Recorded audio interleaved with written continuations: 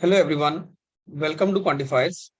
This is CAT 2021 DILR playlist where we will discuss actual sets from the CAT 2021. So if you are preparing for CAT and you want regular updates on your Facebook as well as WhatsApp, then join our Facebook group as well as the WhatsApp group. The links are given in the description. And if you like this video, then share it with your friends and also subscribe to the channel. So here is a set. This is from the morning slot of CAT 2021. It says that there is a journal which plans to publish 18 research papers written by 8 authors from uh, different countries. The authors are A, B, C, D, E, F, G, H, and they will be published in different months of January, April, July, and October. And every paper is written by exactly one of the 8 authors. 5 papers were scheduled in each of the first 2 issues, while 4 were scheduled in each of the last 2 issues. And every author wrote at least 1 paper and at most 3 papers. The total number of papers written by ADGH was double the number of papers written by the other authors. And in the same way, we have given other pointers that 4 authors are from India, 2 are from China, 2 are from Japan, and every author belong to exactly 1 or 3 areas: manufacturing, automation, and logistics. And 4 authors are from the logistic area, whereas 2 from the automation area. So 2 will be from the logistics also.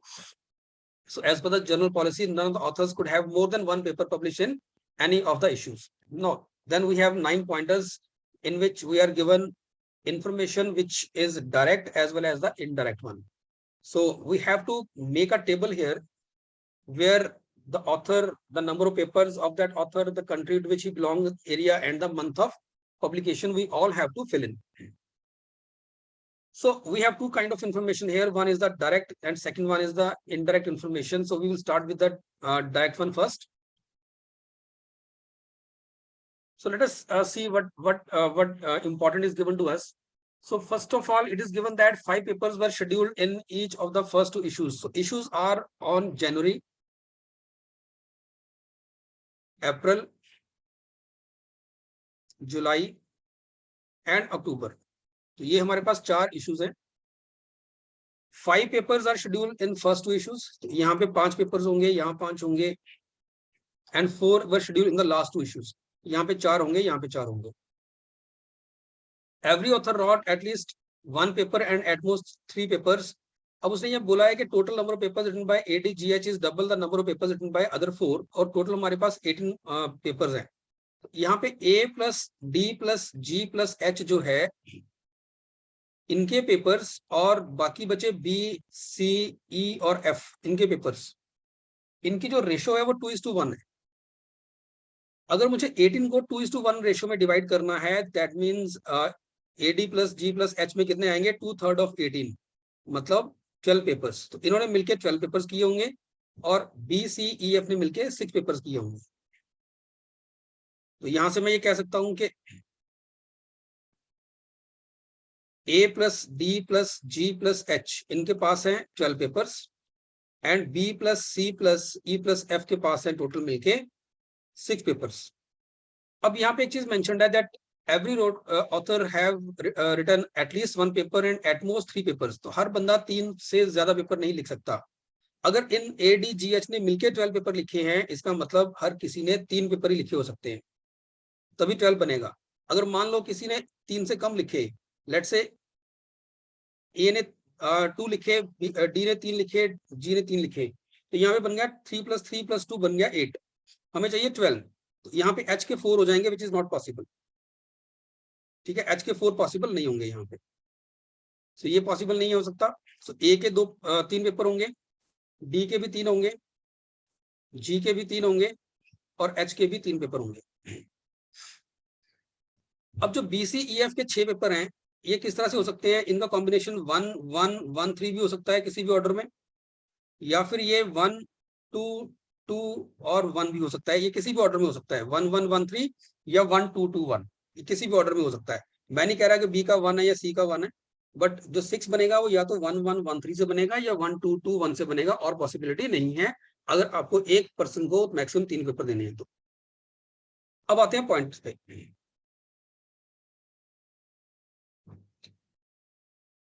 अब next जो pointers हमें दे रखे हैं, अच्छा एक और चीज यहाँ पे दे रखी है, that every author is from exactly one of the three areas.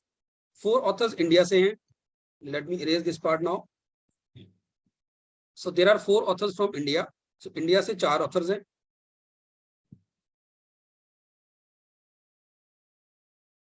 और जापान और चाइना से 2-2 हैं। सो जापान से 2 हैं, we have 2 authors from Japan, 2 from China.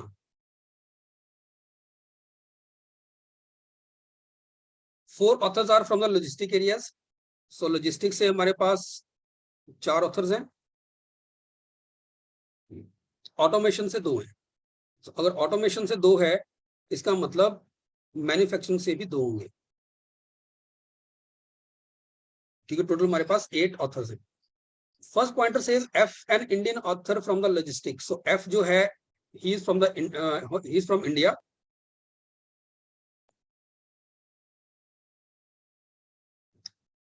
And he is from the logistic area.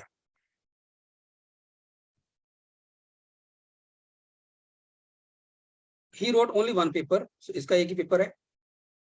It was scheduled in October. So ये हमारे पास सारी information जो है, ये डायरेक्ट इंफॉर्मेशन दे रखी है। So this is all direct information. A was from the automation area. So A जो है वो ऑटोमेशन से है, this is direct information. And did not have a paper in October. So October में कोई इशू नहीं था इसका। सो ए के टोटल 3 पेपर है, जिनमें से अक्टूबर में कोई नहीं था। तो इसका मतलब एक पेपर आएंगे जैन में, अप्रैल में और जुलाई में, क्योंकि इसका अक्टूबर में कोई नहीं था। सो ये पॉइंट भी हो गया। None of the Indian authors were from the manufacturing area. So manufacturing से इंडिया का कोई नहीं था।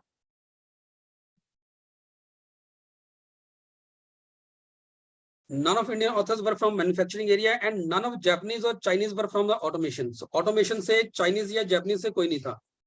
So China से या Japanese author जो था वो manufacturing से sorry automation से नहीं था। None of the Japanese or Chinese authors were from the automation. तो इसका मतलब automation में जो 2 authors हैं, they are from India only. वो सिर्फ इंडिया के ही हो सकते हैं। इसका मतलब ए भी ऑटोमेशन से है, तो ए भी इंडिया से होगा। अब पॉइंट नंबर 4 कह रहा है A and H are from the different countries. A और एच डिफरेंट कंट्रीज से, ठीक है, but had their papers in the same issues. तो इसका मतलब एच के जो पेपर्स हैं वो भी सेम मंथ में पब्लिश हुए हैं। सो जैन में पब्लिश हुआ है, अप्रैल में पब्लिश हुआ है एंड जुलाई में पब्लिश हुआ है। C and E both are Chinese authors. So C China से है, ई भी चाइना से है। So C and E are Chinese authors from different areas and had the same number of papers scheduled. अब C और E के same number of papers हैं। Further, E had papers scheduled in the consecutive issues, but C did not. अब देखो C और E इस वाले group में आ रहे हैं, दोनों चाइना से हैं, डिफरेंट एरिया से हैं, same number of paper scheduled है। अगर same number of paper scheduled है, तो सेम नंबर या तो 1-1 पे आएगा या फिर 2-2 पे आएगा, ठीक है। या तो सी और ई का सेम नंबर 1-1 होगा या 2-2 होगा। बट क्योंकि उसने बोला है कि ई के पेपर जो थे they were scheduled in the consecutive issues, इसका मतलब C had more than 1 paper. तो सी के 2 पेपर तो है ही हैं एटलीस्ट, 3 हो नहीं सकते, क्योंकि 3 वाला हमारे पास एक ही पर्सन है अगर मैं पहला ग्रुप लेके चलूं तो सी के पास 2 पेपर हो सकते हैं, ई के पास भी 2 पेपर हो सकते हैं, क्योंकि सी के पेपर जो हैं they are scheduled in the consecutive issues. So C के 2 होंगे, ई के 2 होंगे। तो सी के भी 2 होंगे और ई के भी 2 होंगे। इसका मतलब बी के पास एक बच गया। तो हमारे पास जो केस बन रहा है वो ये वाला बन रहा है 1-2-2-1 का, ठीक है जी। फर्दर ए और एच डिफरेंट कंट्री से है। सो ए और एच डिफरेंट कंट्री से है, तो ऑब्वियसली ए अगर इंडिया से है तो एच डिफरेंट कंट्री से है, तो ये चाइना या जापान से होगा। बट चाइना के 2 जो ऑथर्स हैं they are C and E, H जो होगा वो जापान से होगा।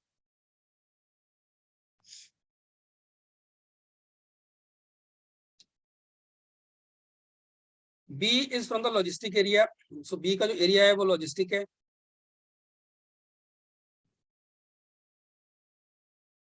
Had a paper scheduled in the month of April. अभी का एक ही पेपर है, वो अप्रैल में है। B and G belong to same country.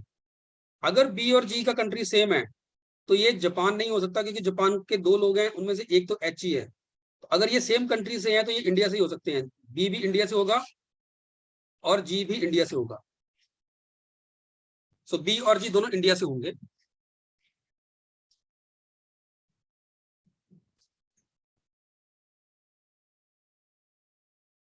अब इसके बाद none of their paper were scheduled in the same issue of the journal। ठीक है, सो बी और जी के पेपर सेम इशू में नहीं थे। अब देखो, जी के 3 पेपर हैं, बी का एक पेपर है वो अप्रैल में हुआ, तो जी और बी के पेपर सेम इशू में नहीं होंगे, तो बी का पेपर अप्रैल में है तो जी का पेपर अप्रैल में नहीं होगा, तो जी का पेपर होगा फिर जैन में होगा, जुलाई में होगा और अक्टूबर में होगा। ठीक है, अब हमारे पास एक ही बचा। इंडिया के 4 लोग हमने एडजस्ट कर दिए, चाइना के 2 कर दिए, जापान का 1 बचा, तो डी जो है वो जापान से है। So D is from Japan, और ये लिखा भी हुआ है, D is a Japanese author and he is from the manufacturing area. So ये मैन्युफैक्चरिंग से है। Did not have a paper in July, इसका पेपर जुलाई में नहीं था। इसके 3 पेपर हैं, जुलाई में नहीं होगा तो जैन में होगा, अप्रैल में होगा और अक्टूबर में होगा। अब हमारे पास सिर्फ सी और ई बचते हैं, जिनके बारे में अभी हमें नहीं पता कि उनके पेपर कहाँ पे हैं। ठीक है जी, अब इसको मैं इरेज कर देता हूँ, इसकी जरूरत नहीं पड़ेगी, इसकी भी जरूरत नहीं पड़ेगी। अब यहां तक देखा जाए तो हमने लॉजिस्टिक के 2 लोगों को एडजस्ट कर दिया है, बी और एफ। अब लॉजिस्टिक के 2 लोग बचे, 2 लोग लॉजिस्टिक के बचे हैं। इंडिया का ए जो इंडिया का है वो ऑटोमेशन से है। ठीक है, इंडिया का बी भी इंडिया से है, वो लॉजिस्टिक से है। एफ भी इंडिया से है, वो भी लॉजिस्टिक से है। अब ऑटोमेशन के दोनों लोग इंडिया से हैं, तो एक जो बंदा इंडिया से बचा जी, ये भी ऑटोमेशन से ही होना चाहिए, क्योंकि यही 1% बचता है। हमें ऑटोमेशन जो है दोनों इंडिया के लोगों को देने हैं। अब इसके बाद ऑटोमेशन के की एडजस्टमेंट हो गई हमारे पास। मैन्युफैक्चरिंग में 1% हमने जापान का एडजस्ट कर दिया। अब मैन्युफैक्चरिंग का 1 बच गया मेरे पास, यहां से 1% बच गया, और लॉजिस्टिक के बचे 2। अब यहाँ पे एक चीज मेंशन्ड है, that C and E they are Chinese author from different areas. So C और ई दोनों डिफरेंट एरिया से हैं, तो डिफरेंट एरिया में ऑटोमेशन तो हो नहीं सकता, वो तो इंडिया का है। तो बचा क्या, सिर्फ लॉजिस्टिक और मैन्युफैक्चरिंग। इसका मतलब सी और ई में 1% जो है वो लॉजिस्टिक से होगा, एक मैन्युफैक्चरिंग से होगा। अगर ये लॉजिस्टिक से है तो ये मैन्युफैक्चरिंग से होगा, या फिर ये मैन्युफैक्चरिंग से है तो ये लॉजिस्टिक से होगा, कुछ भी हो सकता है। सो इन एनी केस मैं ये कह सकता हूं कि मैं ये बोल सकता हूं, एक बंदा अगर लॉजिस्टिक से है, एक मैन्युफैक्चरिंग से है यहां से, तो मैन्युफैक्चरिंग का एक बंदा सी और ई में आ जाएगा। इसका मतलब ये हो गया कि लॉजिस्टिक का 1% जो होगा वो जापान का ये वाला बंदा होगा। सो लॉजिस्टिक यहाँ पे आएगा, लॉजिस्टिक जो होगा वो यहाँ पे आएगा।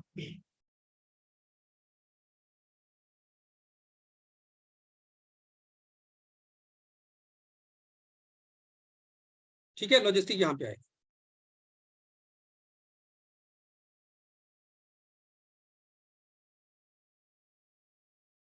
अब इसके बाद उसने बोला है 9th पॉइंट में, that C and H they are from the different areas. अब सी और एच डिफरेंट एरिया से हैं, अगर एच लॉजिस्टिक से है, लॉजिस्टिक का अभी 1% बचा है, तो सी लॉजिस्टिक से नहीं होगा, so C will be from the manufacturing now. C will be from manufacturing area. So E will be from the logistic now. E logistics से होगा। हमने यहाँ पे अगर देखा जाए तो पर्सन्स, उनके कंट्रीज, उनका एरिया, ये सब हमने यहाँ पे अरेंज कर दिया। अब हमें देखना है कि सी और ई के पेपर किस मंथ में पब्लिश हुए हैं। उसके लिए हमें पता है कि जैन में 5 पेपर पब्लिश हुए हैं। अभी तक जैन के काउंट करें कितने होते हैं, 1 2 3 4, तो जैन का 1 बच गया। अप्रैल का 1 2 3 4 हो चुके हैं, अप्रैल का 1 बच गया। जुलाई का 1 2 3 हो चुके हैं, जुलाई का 1 बच गया। सिमिलरली अक्टूबर का 1 2 3 हो गया, अक्टूबर का भी 1 बच गया। अब सी और ई के पास मिलके जो पेपर है वो भी 4 है, सी और ई के पेपर मिला के टोटल पेपर 4 है, वो इन्हीं 4 मंथ में होंगे। अब उसने ये बोला है कि ई के जो पेपर है they are in the consecutive months but C's paper are not consecutive in consecutive months. अगर मैं ये मान के चलता हूँ कि ई का पेपर यहाँ पे पब्लिश हुआ, यहाँ हुआ, तो सी के यहाँ होंगे, ठीक है। इस केस में सी के भी कंसेक्टिव हो जाएंगे, विच इज नॉट पॉसिबल।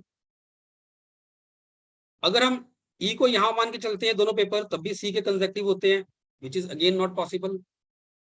इसका मतलब ये हो गया कि अगर हमें ई को कंसेक्टिव रखना है पर सी को नहीं रखना है, तो ई के पेपर इन मंथ में होने चाहिए और सी के यहाँ होने चाहिए। सो सी के पेपर जो हो रहे हैं वो जैन और अक्टूबर में हो रहे हैं पब्लिश, और ई के पेपर हो रहे हैं अप्रैल और जुलाई में। ई के हो रहे हैं अप्रैल एंड जुलाई में। इससे हमारा पूरा जो अरेंजमेंट है वो बन गया। Now let us move to the questions.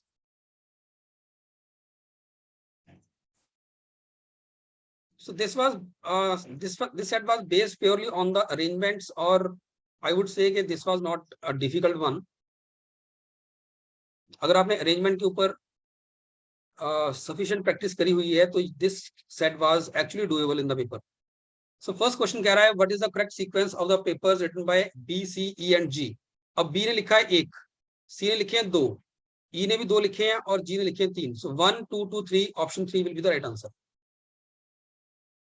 Next कह रहा है how many papers were written by Indian authors. अब इंडियन ऑथर कौन कौन है इंडियन का, एक तो ए है एक बी है, सो ए बी इनके मिलके हो गए 4, और इंडिया का कौन है, एफ है, एक इसका हो गया, जी है, 3 इसके हो गए, 4 इसके हो गए, तो 4 + 4 हो गया 8।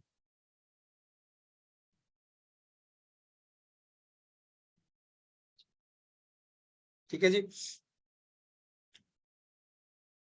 नेक्स्ट हमारे पास आ रहा है which of the following statements must be true. Third statement A कह रही है every issue had at least 1 paper bye author from each country. Every issue, so India का जैन अप्रैल जुलाई अक्टूबर सब में चल रहा है। चाइना का देखा जाए जनवरी अक्टूबर अप्रैल जुलाई सब में चल रहा है। जापान का भी जैन अप्रैल अक्टूबर और यहाँ पे जुलाई यहाँ पे आ रहा है, सब में चल रहा है। So first is true. Second कह रहा है every issue had at most 2 papers by authors from each area.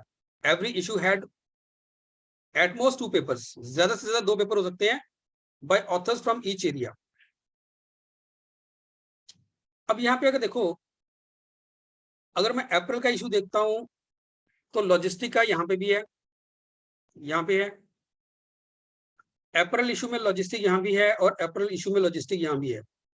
मतलब लॉजिस्टिक जो है अप्रैल इशू में लॉजिस्टिक के 3 पेपर हैं। ये कह रहा है हर एक इशू में एटमोस्ट 2 पेपर होने चाहिए फ्रॉम ईच एरिया, जबकि यहाँ पे अप्रैल में लॉजिस्टिक के 3 पेपर हो रहे हैं, नॉट एटमोस्ट 2। ज्यादा से ज्यादा 2 नहीं है, 3 हो रहे हैं यहाँ पे। ठीक है, तो सेकंड गलत है। So only statement A is true. Next कह रहा है which the following is a false statement. First option बोल रहा है every issue had exactly 2 papers by authors from the logistic area. ये फिर से गलत है, ये पिछले क्वेश्चन से गलत हो रहा है। क्यों? क्योंकि अगर आप देखोगे लॉजिस्टिक के अप्रैल में 3 ऑथर्स के पेपर हैं। लॉजिस्टिक अप्रैल और लॉजिस्टिक अगर आप देखते हो तो अप्रैल में लॉजिस्टिक के एरिया में अगर हम बात करें तो एच ने भी पब्लिश किया है, ई ने भी पब्लिश किया है और बी ने भी पब्लिश किया है। जबकि ये कह रहा है every issue had exactly 2 papers by authors from logistic, ये गलत हो गया। ऐसे नेक्स्ट जो 5th क्वेश्चन इसमें आ रहा है वो कह रहा है which of the following statements is a false. There were exactly 2 papers by authors from manufacturing area in the January issue. तो जनवरी में एग्जैक्टली 2 पेपर थे मैन्युफैक्चरिंग के। अब देखो मैन्युफैक्चरिंग सिर्फ ये है और एग्जैक्टली 2 ही है, ठीक है, एक यहाँ पे और एक यहाँ पे है। So first is true. Second कह रहा है there were exactly 2 papers by author from the manufacturing the July. अब देखो जुलाई में देखा जाए तो मैन्युफैक्चरिंग में नहीं था, क्योंकि मैन्युफैक्चरिंग के सिर्फ 2 ही ऑथर्स हैं, सी और डी। ठीक है, इनके जनवरी अक्टूबर और जनवरी अप्रैल अक्टूबर में है। यहाँ कह रहा है there were exactly 2 papers by authors from the manufacturing area in the July issue. नहीं जी, जुलाई में यहाँ पे मैन्युफैक्चरिंग का कोई भी पेपर नहीं था। So second one is false. So option 2 will be the right answer. And last one says, which of the following is the correct sequence of the papers by authors from the automation, manufacturing and logistics? So automation, manufacturing and logistic. अब automation में देखा जाए तो 3 paper ये हो गए और 3 ये हो गए, टोटल हो गए 6। मैन्युफैक्चरिंग में देखा जाए तो 2 और 3 5 हो गए, और लॉजिस्टिक में बाकी 7 बचेंगे। आप काउंट कर सकते हैं, 1 यहाँ पे है, 2 यहाँ पे है, 3 + 1 4 + 3 7। So option A will be the right answer. Option 1 will be the right answer. So this was all about this set. Thank you to all of you.